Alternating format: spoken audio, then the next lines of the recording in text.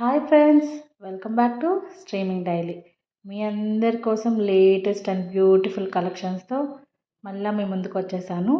ఇంకెందుకు ఆలస్యం, స్కిప్ చేయకుండా వీడియోని లాస్ట్ వరకు చూసి మీకు నచ్చిన జ్యువెలరీని స్క్రీన్ షాట్ తీసుకుని స్క్రీన్ మీద కనిపిస్తున్న నెంబర్కి వాట్సాప్ అయితే చేసేసేయండి. ఈ జ్యువెలరీ కలెక్షన్ అంతా లేటెస్ట్ అండి. సో లేట్ చేయకుండా ఆర్డర్ చేసుకునే ప్రయత్నం అయితే చూడండి. వీడియోని స్కిప్ చేయకుండా లాస్ట్ వరకు చూడండి. బ్యూటిఫుల్ కలెక్షన్స్ అన్నీ కూడా మీ అందరి కోసం లాస్ట్ వరకు కూడా పెట్టేశాను. మన ఛానల్ని ఫస్ట్ టైం ఎవరైతే చూస్తున్నారో ప్లీజ్ సబ్స్క్రైబ్ చేసుకుని లైక్ చేసి బెల్ ఐకాన్ అయితే క్లిక్ చేయండి. బెల్ ఐకాన్ క్లిక్ చేయడం వల్ల లేటెస్ట్ వీడియో నోటిఫికేషన్ అనేది మీకు వస్తుంది. అలాగే మీరు ఎవరైతే ఆర్డర్ చేసుకుంటున్నారో ఆల్రెడీ మన ఛానల్లో ఆర్డర్ చేసుకున్న వాళ్ళందరికీ తెలుసు. కొత్తగా ఆర్డర్ చేసుకునే వాళ్ళ కోసం చెప్తున్నానండి, క్యాష్ ఆన్ డెలివరీ అయితే లేదు, ఓన్లీ ఆన్లైన్ పేమెంటే. వన్స్ మీరు పేమెంట్ చేశాక 7 to 10 వర్కింగ్ డేస్ పడుతుంది మీకు ప్రోడక్ట్ అనేది రీచ్ అవ్వడానికి. అలాగే 24 to 48 అవర్స్లోపు మీకు ట్రాకింగ్ నెంబర్ అనేది సెండ్ చేస్తాము.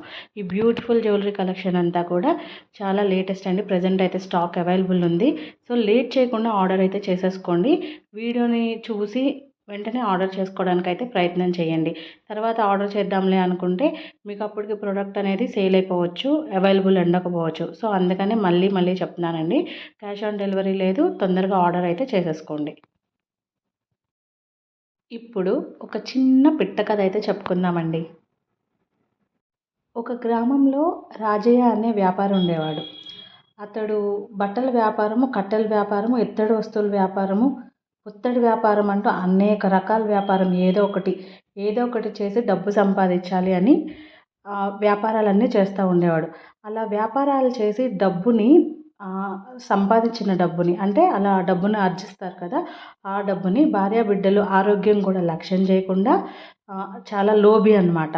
సో ఎవరికి కూడా ఏమి కొంచెం కూడా సహాయం చేయకోకుండా చాలా పిసినారిలాగా ఉంటూ తన ఆరోగ్యాన్ని, తన పిల్లల ఆరోగ్యాన్ని కూడా లక్ష్యం చేయకుండా డబ్బులు వచ్చిన దాన్ని వచ్చినట్టు, వ్యాపారంలో ఎంతైతే వచ్చిందో దాన్నంతా కూడా దాచుకుని ఆ డబ్బుని చూసుకుంటూ మురిసిపోతూ ఉండేవాడు అనమాట. అన్నదానాలు ఏమీ చేసేవాడు కాదు. ఈ వచ్చిన డబ్బంతా కష్టపడి సంపాదించేవాడు, కానీ తనకంటూ కూడా తను ఖర్చు పెట్టుకునేవాడు కాదు. సో ఆ డబ్బునంతా దాచుకుని రోజు నైట్ టైం ఆ ట్రంక్ పెట్టి చూసుకుని సంతోషపడుతూ ఇదంతా నా సొంతం అనుకుని హ్యాపీగా ఆ డబ్బుని కష్టపడి సంపాదించిన డబ్బుని తనకి ఖర్చులకు కూడా వాడకుండా భార్య బిడ్డల్ని ఎవరిని కూడా సరిగ్గా చూసుకోకుండా డబ్బులు దాయడమే పిసినారిలాగా ఉండేవాడు.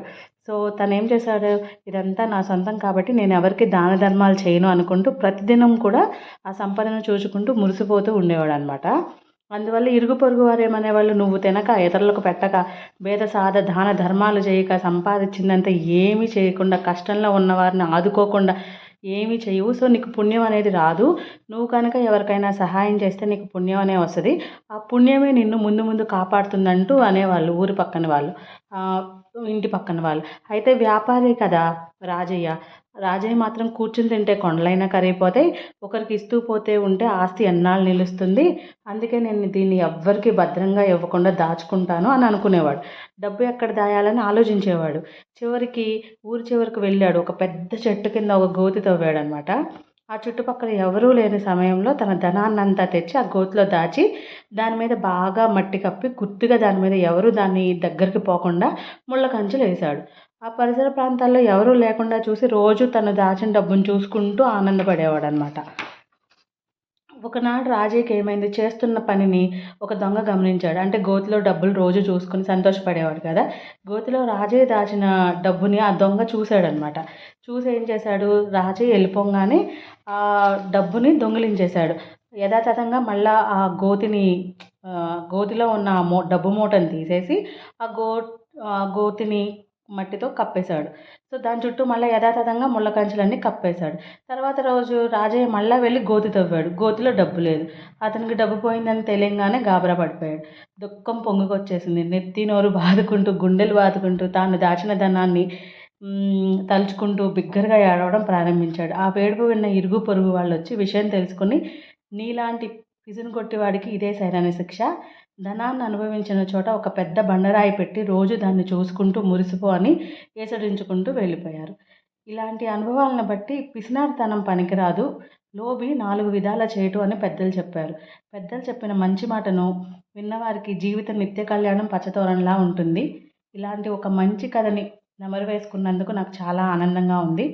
ఈ కథ గురించి ఏమైనా అంటే నాకేదైనా సజెషన్స్ ఇవ్వాలనుకుంటే మీరు కామెంట్ బాక్స్లో కానీ వాట్సాప్లో కానీ కామెంట్స్ అయితే తెలియజేయండి.